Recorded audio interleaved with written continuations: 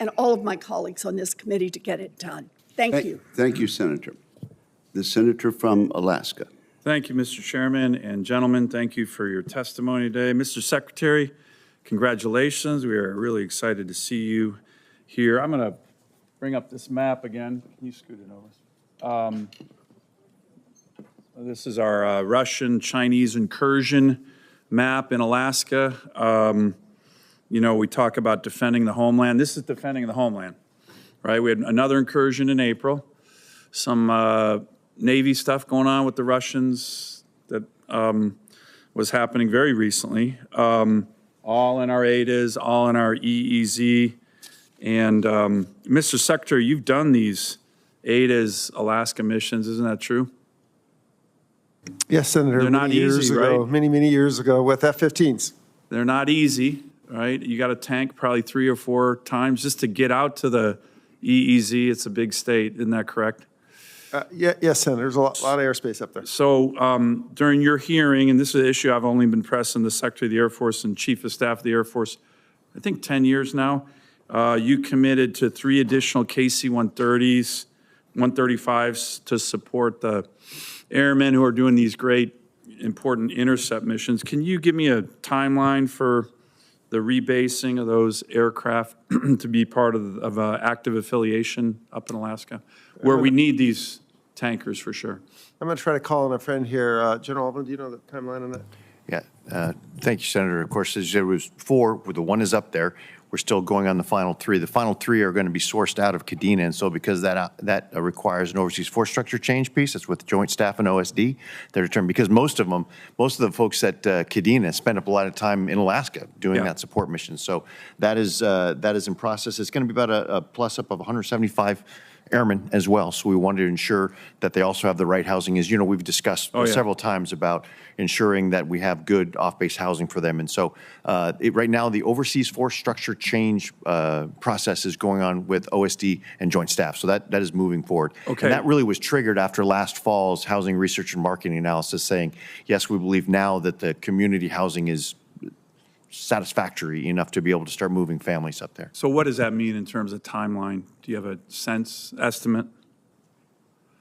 I'm going to have to take that for the record. Again, that's out of ours, but it depends on how fast it moves through the OSD process. Okay, well, let's get them moving.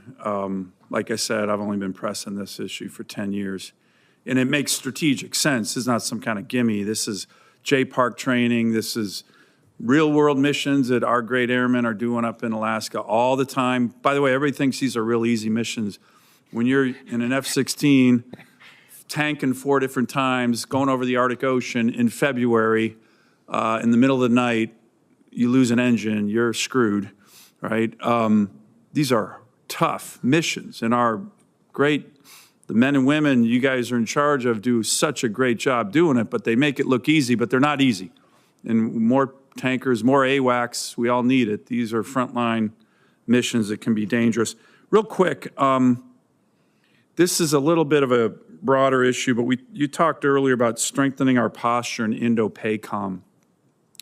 One issue I've raised with the Secretary of the Navy and his leadership and the Indo-Pac commander, we sure seem to be over-concentrating on Guam. Air Force assets, Navy assets. My numbers that I have are between now and 2033, we might have up to $50 billion more in MILCON on Guam. My goodness, I think it's a lack of strategic imagination by the Pentagon. Any of you have a view on that? Are we over-concentrated on Guam?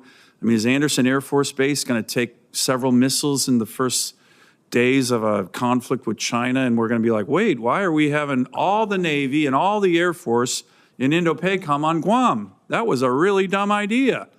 But what do you gentlemen think? Yeah, Senator, you make a good point. The key is that right now, for the Air Force, Guam is not the ultimate destination of our Indo-Pacific posture, and so we're working on the regional-based cluster. So the Guam cluster, I think you've seen, we built out Tinian, which is an amazing story. I could tell you with more time, and Yap and Palau. And so our concept is, as we can build more resilience in some of those clusters to go beyond Guam. But as you said, the Department of Defense has invested a whole lot. We believe that in order to be more survival, you can't just only defend and do robust defense on Guam, but we're actually pushing out into that second island chain to some of the base clusters. Well, this committee is taking a hard look at ADAC, and two 8,000-foot runways, a big hangar.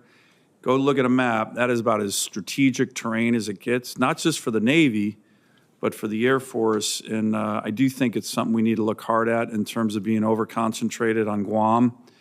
I think the Navy is, I think the Air Force is, and I think in terms of our oversight, we need to get to the right mix. And I agree with you, General. The Air Force has a good plan on dispersion of forces, your ACE plan, but we need to do more on that. Thank you, Mr. Chairman. Thank you, Senator Sullivan. Senator Slotkin. Thank you, Chairman. Thanks for being here. A couple of questions, Secretary. Selfridge Air Force Base,